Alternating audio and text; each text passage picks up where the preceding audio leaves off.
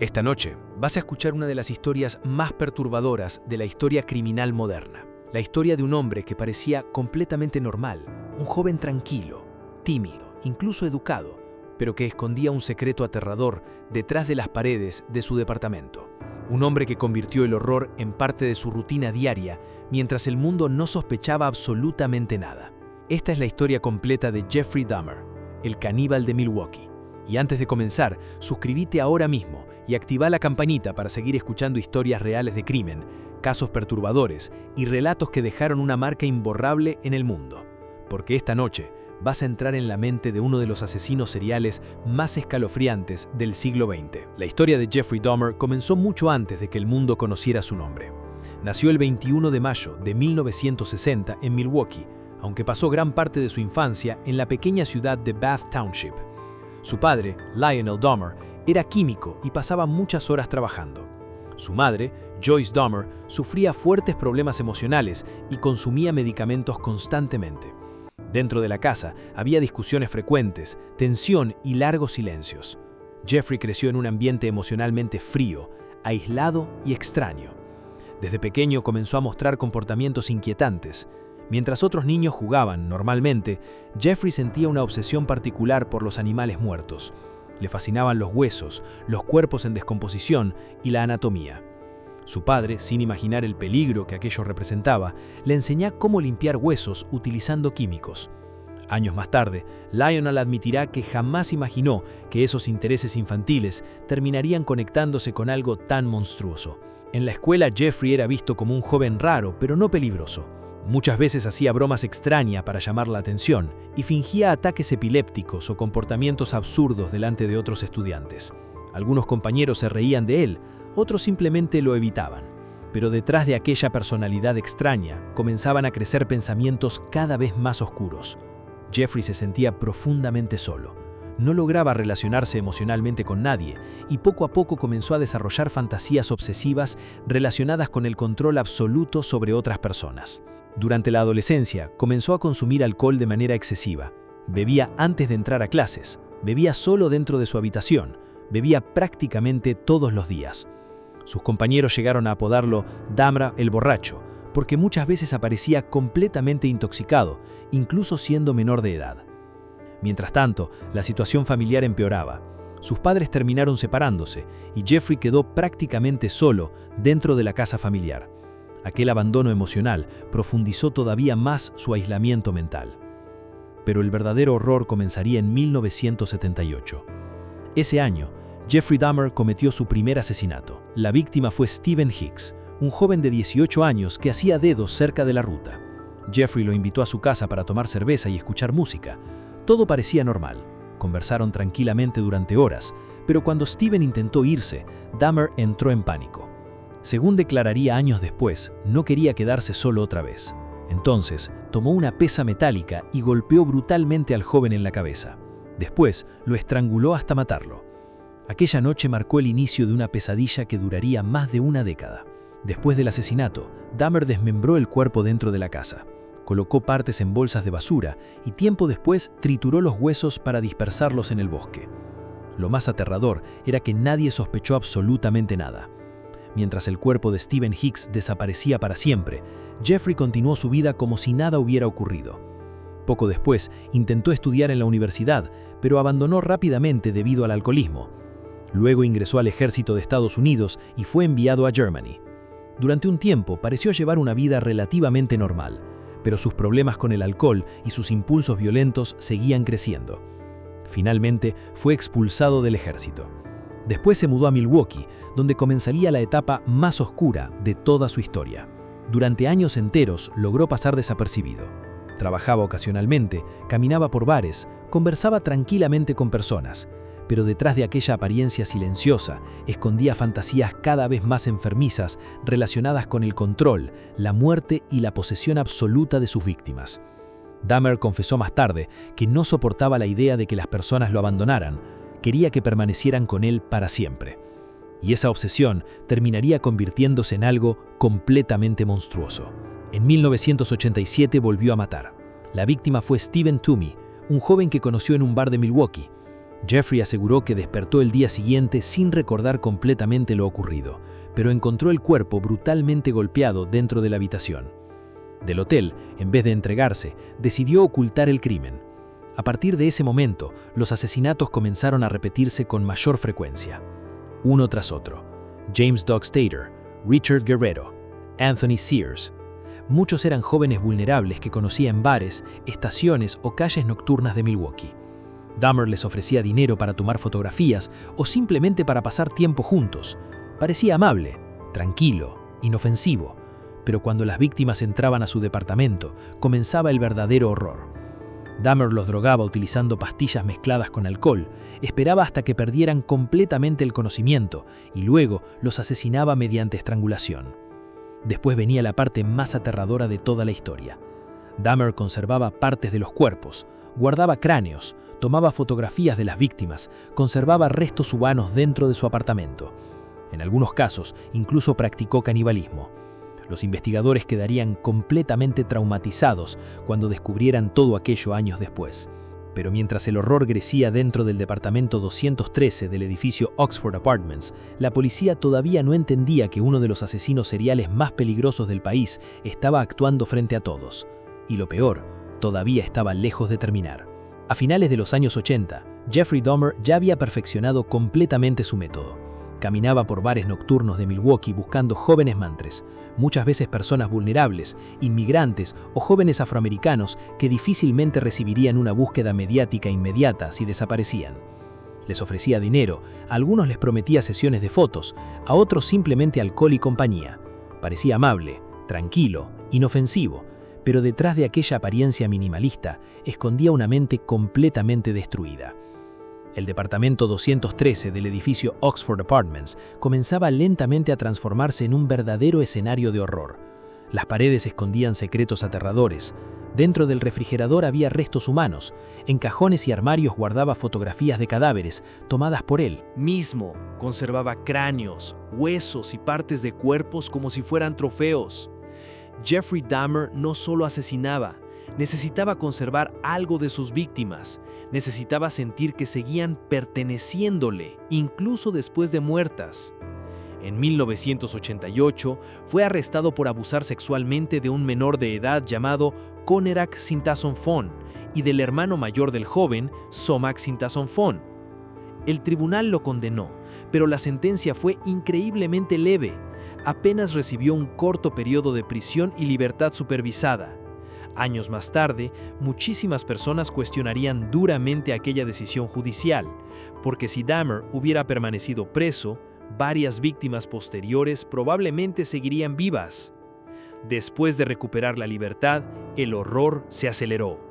Las desapariciones comenzaron a multiplicarse. Raymond Smith desapareció después de conocerlo. Edward Smith fue asesinado poco tiempo después. Ernest Miller terminó convertido en otra víctima brutal dentro del departamento 213. David Thomas, Curtis Strather, Errol Lindsay. La lista seguía creciendo mientras la policía todavía no lograba conectar todas las desapariciones. Pero lo más perturbador era que Dahmer comenzó a intentar algo todavía más macabro. Quería crear zombies humanos. Según confesó posteriormente, temía profundamente quedarse solo. No quería que las personas se fueran de su lado. Entonces comenzó a experimentar con algunas víctimas mientras aún estaban vivas. Les perforaba el cráneo utilizando taladros y les inyectaba ácido o agua hirviendo, intentando dejarlas en un estado completamente sumiso y obediente. Los detectives quedarían horrorizados cuando escucharon aquellas confesiones durante los interrogatorios. Una de las víctimas de esos experimentos fue Tony Hughes, un joven sordomudo muy querido por sus amigos y familiares. Tony soñaba con tener una vida tranquila y encontrar estabilidad emocional, pero terminó atrapado dentro del departamento de Dahmer, donde fue asesinado brutalmente. La desaparición devastó completamente a su familia. Sin embargo, el caso que marcaría para siempre la historia policial de Milwaukee ocurrió en mayo de 1991. Aquella noche, un adolescente asiático completamente desnudo logró escapar del departamento de Dahmer y salió corriendo por la calle desorientado, sangrando y bajo efectos de drogas. Varias mujeres llamaron inmediatamente a la policía al verlo. El joven apenas podía hablar, estaba aterrorizado. Ese adolescente era Conerak Sintasonphone, de apenas 14 años. Cuando los oficiales llegaron al lugar, Dahmer apareció tranquilamente y les dijo que el joven era su pareja adulta y que simplemente habían tenido una discusión doméstica. Las mujeres intentaron advertir desesperadamente a la policía que el chico parecía menor de edad y necesitaba ayuda, pero los oficiales ignoraron completamente las advertencias. Los oficiales involucrados fueron John Balcersac y Joseph Gabrish. En vez de investigar correctamente, acompañaron a Dahmer y devolvieron al adolescente directamente al departamento 213. Sin saberlo, acababan de entregar nuevamente a la víctima en manos de un asesino serial. Pocas horas después, Jeffrey Dahmer asesinó a Conerak Sintasonphone. Años más tarde, aquel episodio sería considerado uno de los errores policiales más graves y escandalosos en la historia criminal de Estados Unidos. La indignación pública explotó cuando se conoció toda la verdad. Muchísimas personas acusaron a la policía de negligencia extrema y discriminación racial y sexual, asegurando que jamás tomaron en serio la situación porque Dahmer era blanco y las víctimas pertenecían a minorías. Pero mientras nadie imaginaba el verdadero horror escondido dentro del departamento, Jeffrey Dahmer seguía asesinando. Las víctimas continuaron apareciendo: Matt Turner, Jeremiah Weinberger, Oliver Lacey, y finalmente, en julio de 1991, conocería a la persona que terminaría provocando su caída definitiva. Su nombre era Tracy Edwards, y gracias a él, el mundo finalmente descubriría el verdadero monstruo que llevaba años escondido en Milwaukee. La noche de 22 de julio de 1991 parecía una más en la vida de Jeffrey Dahmer. Caminaba por las calles de Milwaukee buscando nuevas víctimas, exactamente igual que tantas otras veces. Afuera, la ciudad seguía funcionando normalmente, autos circulando, gente entrando y saliendo de bares, música sonando en distintos locales nocturnos. Nadie imaginaba que a pocos metros, uno de los asesinos seriales más peligrosos de la historia estaba a punto de cometer un error fatal. Aquella noche, Dahmer conoció a Tracy Edwards, un hombre de 32 años. Jeffrey se acercó con tranquilidad y le ofreció dinero para acompañarlo a su departamento, tomar algunas fotografías y beber cerveza. Tracy aceptó sin sospechar absolutamente nada. Cuando llegaron al edificio Oxford Apartments, algo comenzó a sentirse extraño inmediatamente. Un olor insoportable salía del departamento 213. Era un olor tan fuerte y desagradable que incluso vecinos del edificio se habían quejado varias veces durante meses. Dahmer siempre inventaba excusas, decía que la refrigeradora se había roto o que tenía pescado podrido, pero aquella noche el olor era casi imposible de soportar. Tracy entró lentamente al departamento. Había cajas apiladas, un acuario, luces bajas y una sensación constante de incomodidad. Mientras conversaban, Dahmer comenzó a comportarse de manera extraña. Colocó una película de terror llamada The Exorcist 3 y observaba la pantalla casi hipnotizado. En ciertos momentos parecía perderse completamente dentro de sí mismo. Después sacó unas esposas y de repente intentó colocárselas a Tracy. Algo dentro de Tracy le dijo que debía escapar, pero Jeffrey ya había cambiado completamente. Su voz era distinta, su mirada también. En un momento tomó un cuchillo y le dijo fríamente que iba a comerse el corazón. Tracy intentó mantener la calma. Sabía que si reaccionaba violentamente probablemente moriría ahí mismo. Entonces comenzó a hablarle tranquilamente, fingiendo cooperar, mientras buscaba desesperadamente una oportunidad de escapar.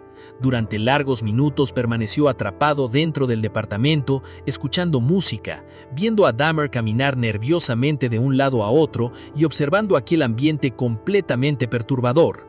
Finalmente, cuando Dahmer bajó la guardia por apenas segundos, Tracy logró golpearlo y salió corriendo desesperadamente hacia la calle, todavía con una esposa colgando de un amaño. Afuera, encontró policías patrullando la zona. Los oficiales fueron Ralph Mueller y Robert Routh. Tracy les explicó aterrorizado que un hombre había intentado matarlo. Los oficiales decidieron acompañarlo nuevamente hasta el departamento 213, y lo que encontraron allí cambiaría para siempre la historia criminal de Estados Unidos. Cuando ingresaron, Dahmer intentó mantenerse calmado. sonreía nerviosamente y decía que todo había sido un malentendido entre adultos. Pero mientras uno de los oficiales revisaba el lugar, buscando la llave de las esposas, abrió un cajón junto a la cama. Dentro había fotografías Polaroid. Fotografías extremadamente perturbadoras. Mostraban cuerpos humanos desmembrados, cabezas cortadas, cadáveres en distintas etapas de mutilación. El oficial quedó paralizado. Miró inmediatamente a Dahmer y gritó a su compañero: «Estas son reales».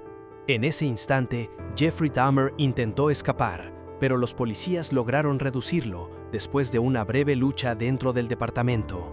Y entonces comenzó el descubrimiento del horror. Los agentes empezaron a revisar lentamente cada rincón del lugar. Dentro del refrigerador encontraron una cabeza humana. En el freezer había órganos y restos corporales. En armarios aparecieron cráneos humanos pintados. También hallaron herramientas, cuchillos, sierras, sustancias químicas y barriles que contenían restos humanos en descomposición. Los detectives que ingresaron aquella noche jamás olvidarían lo que vieron. Algunos policías confesaron años después que el olor era tan fuerte que resultaba casi imposible respirar dentro del departamento. Otros dijeron que las imágenes quedaron grabadas en sus mentes para siempre. Muchos necesitaron apoyo psicológico después de participar en aquella investigación. La noticia explotó inmediatamente en todos los medios del país. El caníbal de Milwaukee había sido capturado, y el mundo entero comenzó a descubrir lentamente la magnitud del horror. Durante los interrogatorios, Dahmer sorprendió completamente a los investigadores. Confesó prácticamente todo. Con una tranquilidad escalofriante, comenzó a describir asesinatos, mutilaciones y actos de canibalismo como si estuviera relatando algo cotidiano.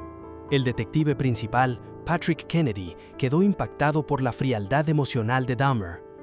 Jeffrey hablaba durante horas, detallando exactamente cómo elegía víctimas, cómo las drogaba y cómo conservaba partes de sus cuerpos. Poco a poco, comenzaron a identificarse los restos encontrados dentro del departamento. Las familias de las víctimas recibían noticias devastadoras prácticamente todos los días. Madres, padres, hermanos, todos descubriendo que sus seres queridos habían sufrido uno de los finales más aterradores imaginables. Mientras tanto, periodistas de todo el mundo llegaban a Milwaukee. Las cámaras rodeaban constantemente el edificio Oxford Apartments. Helicópteros sobrevolaban la zona. El caso se transformó rápidamente en una obsesión internacional. Y mientras la policía seguía encontrando pruebas escalofriantes, Jeffrey Dahmer esperaba tranquilamente el juicio que revelaría al mundo entero cada detalle de sus crímenes. Después de la captura de Jeffrey Dahmer, comenzó uno de los procesos judiciales más impactantes de la historia criminal de Estados Unidos. La noticia ya había recorrido el mundo entero. Diarios, programas de televisión y radios hablaban constantemente del caníbal de Milwaukee. Pero lo peor todavía estaba por revelarse. Cada nuevo detalle que aparecía parecía más perturbador que el anterior. El juicio comenzó en Milwaukee 1992, bajo la supervisión del juez Lawrence Graham Jr.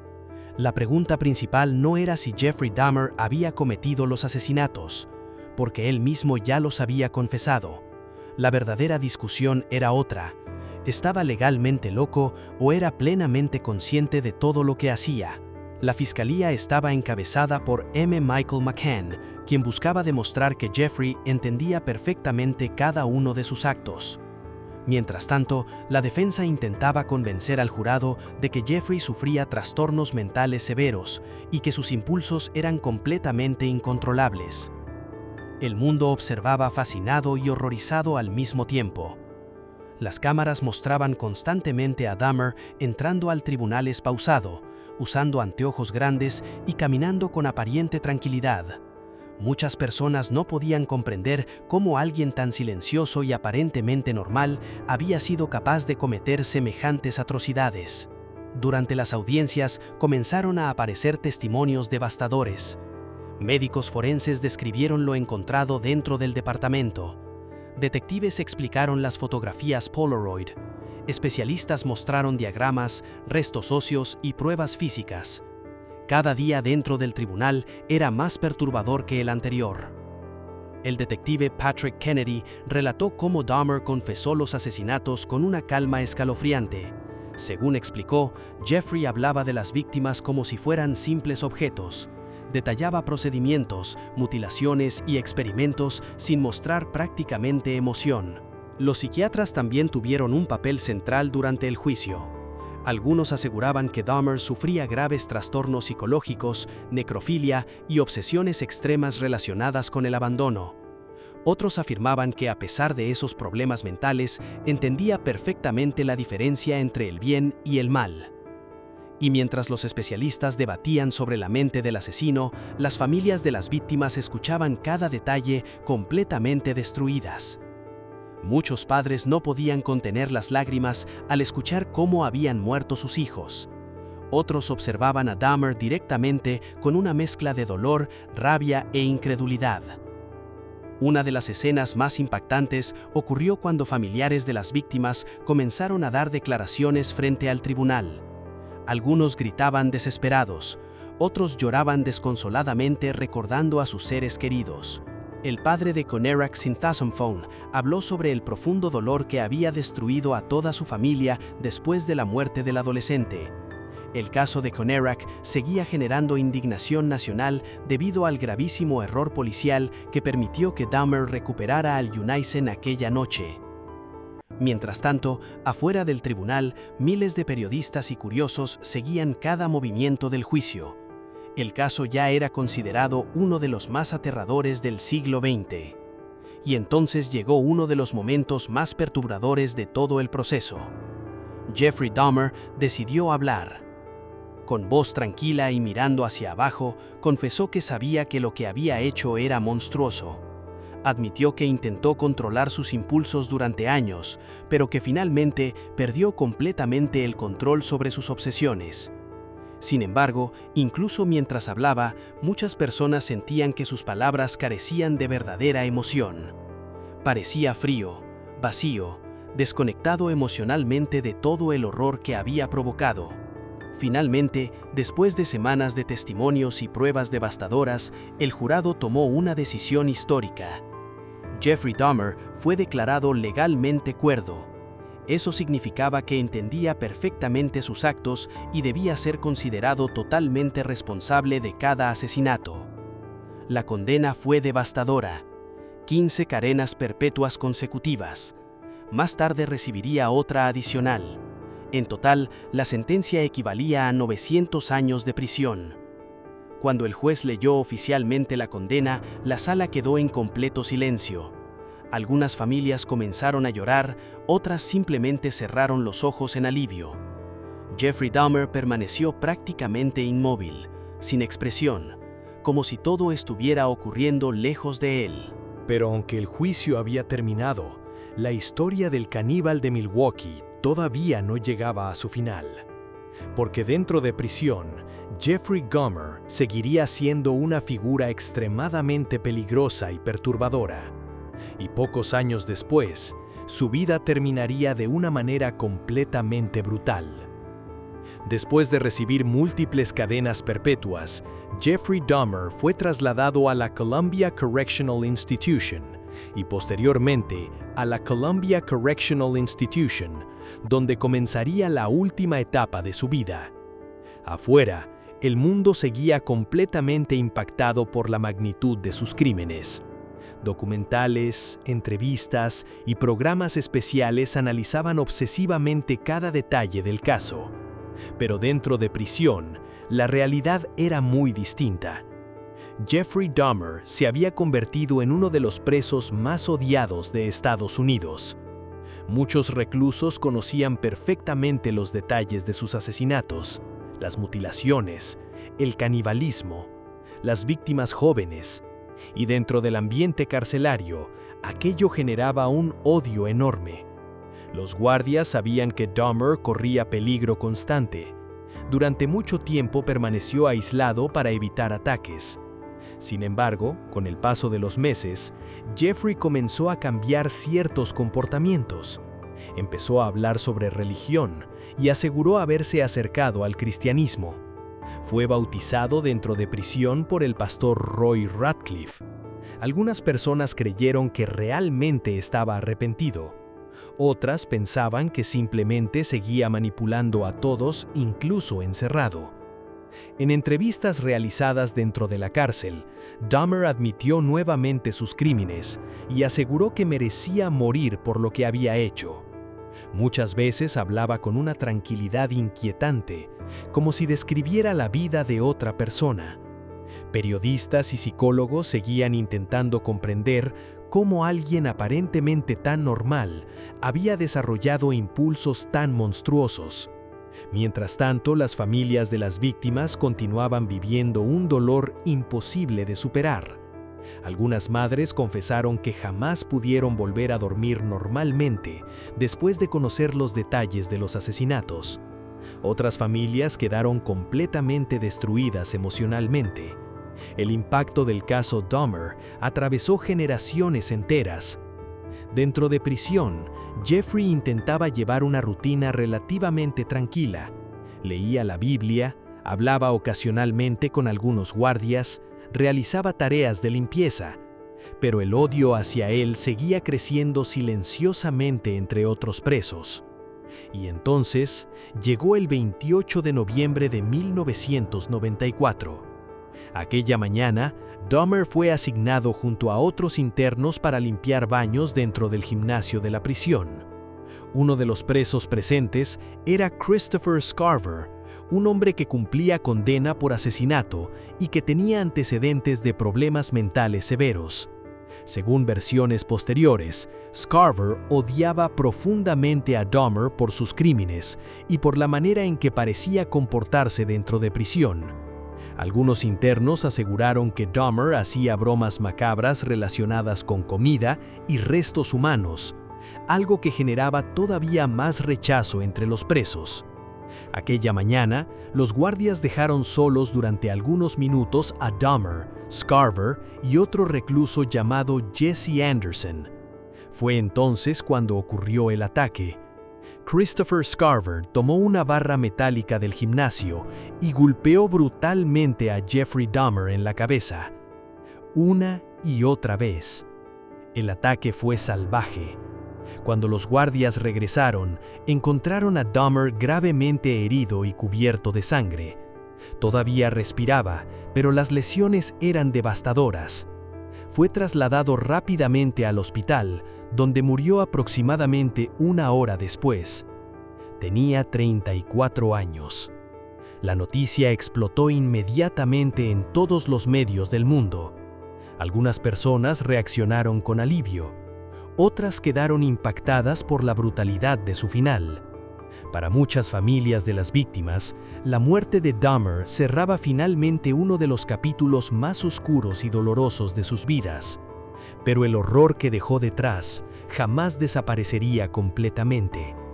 Christopher Scarver confesó el asesinato y aseguró que Dios le ordenó atacar a Dahmer.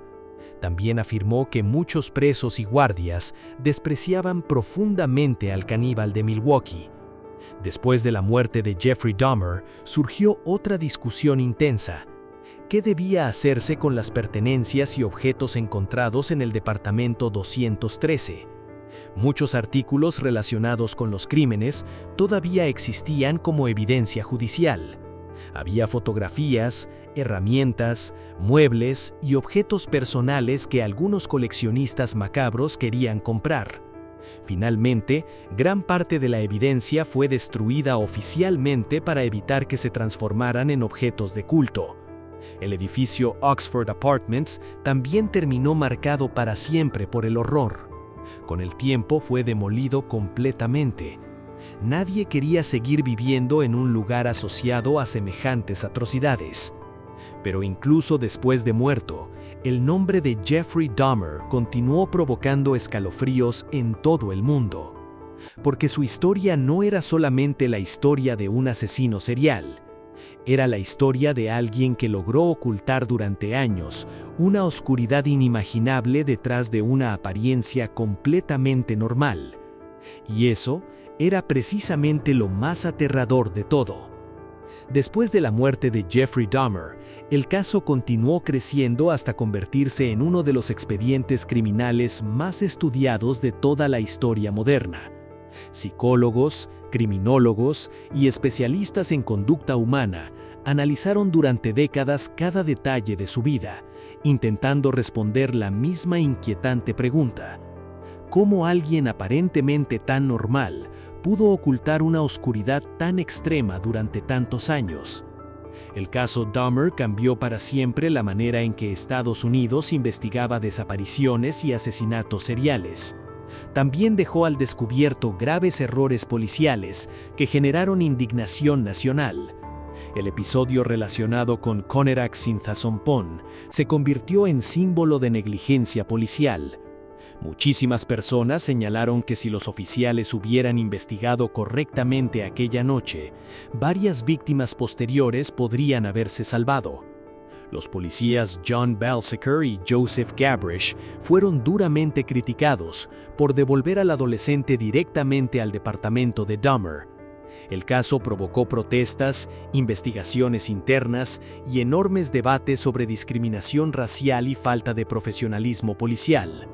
Pero más allá del horror, hubo algo que muchas familias intentaron evitar durante años: que el nombre del asesino fuera más recordado que el de las víctimas. Porque detrás de cada crimen había personas reales, jóvenes con sueños, familias, amigos, vidas completas destruidas brutalmente. Stephen Hicks soñaba con viajar y disfrutar su juventud. Tony Hughes era querido profundamente por su comunidad. Errol Lindsay tenía una familia que jamás dejó de buscar respuestas. Oliver Lacey soñaba con convertirse en padre. Cada nombre representaba una vida arrancada de la manera más brutal imaginable. Con el paso de los años, la historia de Jeffrey Dahmer inspiró innumerables documentales, libros, entrevistas y películas. Plataformas de streaming produjeron series completas sobre el caso, y millones de personas volvieron a estremecer al descubrir los detalles de los asesinatos ocurridos dentro del Departamento 213 de Milwaukee. Sin embargo, muchos especialistas coinciden en algo importante. La historia de Dahmer no debe verse únicamente como una historia de morbo o terror. También es una advertencia. Una advertencia sobre el aislamiento extremo, sobre la manipulación, sobre cómo algunas personas pueden ocultar comportamientos monstruosos detrás de una apariencia completamente común. Porque Jeffrey Dahmer no parecía el monstruo que realmente era, no llamaba la atención, no parecía peligroso, y precisamente por eso logró acercarse a tantas víctimas sin despertar sospechas.